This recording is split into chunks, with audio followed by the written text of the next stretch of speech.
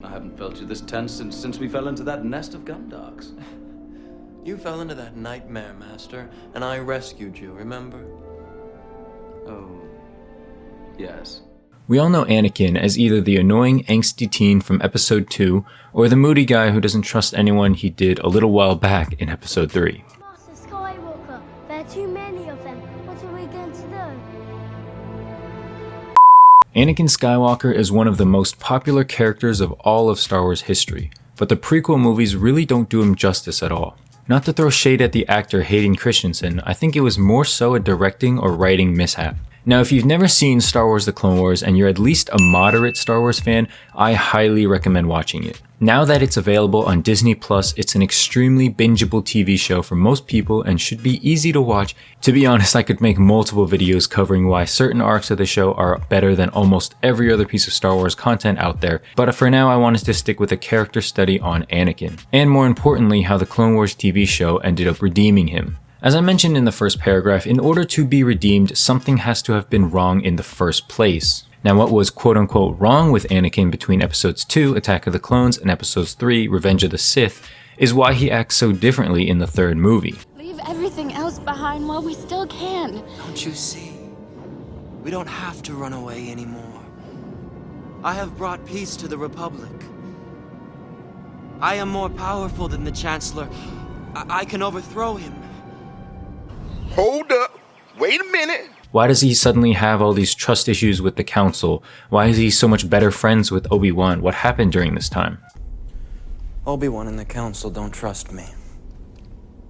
They trust you with their lives. Something's happening. Essentially, the character wasn't fleshed out in the films, as we didn't get to see much growth as a Jedi. We didn't get to see his strengths or weaknesses either. Now, I don't believe it's the movie's fault, with a limited screen time and an agenda to get to, being the start of Episode 4, A New Hope, there isn't a lot of time to waste in the movies. The first way Anakin was redeemed is through having a Padawan. New Padawan learner. I'm Ahsoka Tano. We meet Ahsoka Tano in Star Wars The Clone Wars movie, which honestly you can do without watching.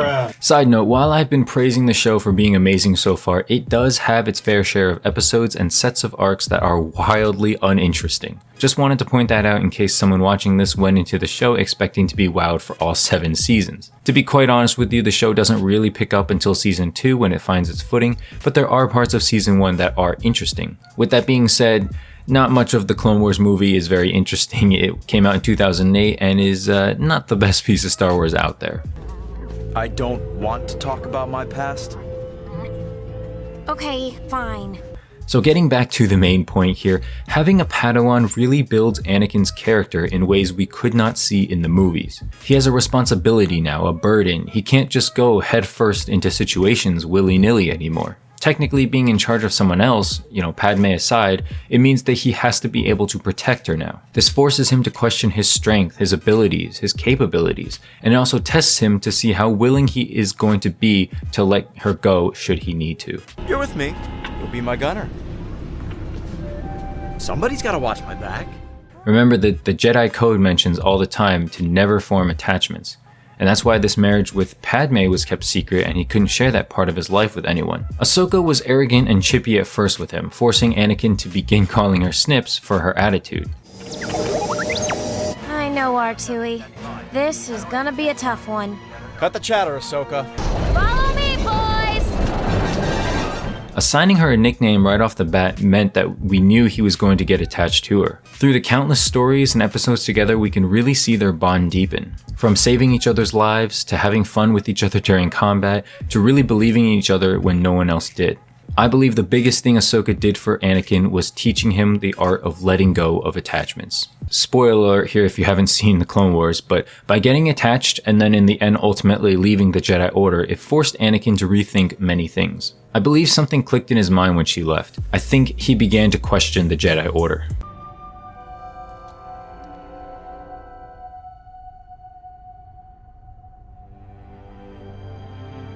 I'm sorry, Master. But I'm not coming back. And by question, I think he began to see the negative aspects of it. So when you're in an organization, a school, a company, whatever group it might be, it's hard to take an outside look and see what the group stands for. Seeing as how Anakin joined the Order as a child, he was indoctrinated with these principles of not having attachments, suppressing fear, not giving into the dark side, without ever getting a chance to consider these things for himself. The arc where Ahsoka is framed for bombing the Jedi Temple and killing clones really fuels Anakin's rage and pushes him to question the Order. This 4-part arc alone really added to Anakin's character to help the viewer understand his frustration in Episode 3 when he's on the Council but not granted the rank of Master. I understand. You are on this council, but we do not grant you the rank of Master. What? Bruh. Another way Anakin was redeemed was the lessons and time he got to spend with his master, Obi-Wan. They have been partnered up countless times in the series, and each time they learn lessons from one another, or at the least share some kind of bond of brotherhood. They fight Dooku oftentimes, which foreshadows the beginning fight in Episode 3. They escape Gundarks together. They learn of each other's romances even. This brotherhood was shown slightly in the beginning of Attack of the Clones, and then a tad bit more at the end of the film when they're both on Geonosis, and when they're fighting Dooku at the end of the movie. But Star Wars The Clone Wars was and is a perfect way to fill in the gaps of their witty remarks in Revenge of the Sith after they land that ship in the intro from Saving Palpatine. The show also makes Anakin's betrayal in Episode 3, Revenge of the Sith, sting way more when we see his progression throughout the series as a protagonist. Stop! Stop now! Come back! I love you! Liar! You're with him! You brought him here to kill me! No! Let her go, Anakin! From killing younglings to hurting Padme to eventually taking out all his anger in a fight with Obi-Wan just to die to his brother at the end, the show makes Revenge of the Sith feel much heavier after watching The Clone Wars. The last point I'd like to make here regarding how Anakin was redeemed in the series is how it blends aspects of the original trilogy perfectly with the show. We see Captain Tarkin and how Anakin has earned his respect, thus leading to them being friends in the original trilogy. We see Palpatine make numerous efforts to get on Anakin's good side and make him re-question the Jedi Order teachings oftentimes as well, which leads to his eventual betrayal in Episode 3. Isn't it remarkable that one can have all the power in the galaxy, and yet the words of a single senator can sway the thoughts of millions? For now, we must adhere to the principles of our democracy. We must let the wheels of the Senate turn. Even little things like the Citadel episodes where Anakin is the one to come up with the carbonite freezing idea to bypass lifeform scanners relates to his time as Vader carbon freezing Han. Carbon freezing? Hey, you wanted to shield us from the lifeform scanners. I can't get over how much thought and detail went into the scripts of all these episodes, and it really leads me to believe that this is honestly some of the best Star Wars content in all of Star Wars history. The stories make sense, they're emotional, they're filled with honesty. The show turned Ahsoka, an annoying character from the bad movie, into one of the most beloved Jedi to many hardcore fans today. The show takes its time to progress, it doesn't rush things for shock value also. Characters are introduced in early seasons and brutally murdered after we grow attached to them. The show takes you on a wild ride, but the fact that it highlights and explains character motives and really flushes them out, especially Anakin, so well and so naturally, makes this show so worth watching even if you're not a Star Wars fan. They're asking you back, Ahsoka. I'm asking you back.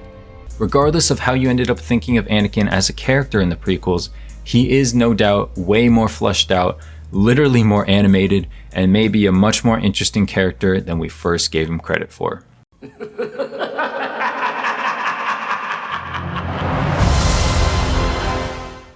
Thanks so much for watching. My previous video is showing up on screen right now. If you enjoyed this one, please leave a like and subscribe to the channel. Let me know what movie or TV show you'd like me to cover next. I have a few lined up, but I'm always open to suggestions. So without further ado, I will see you in the next video. Peace.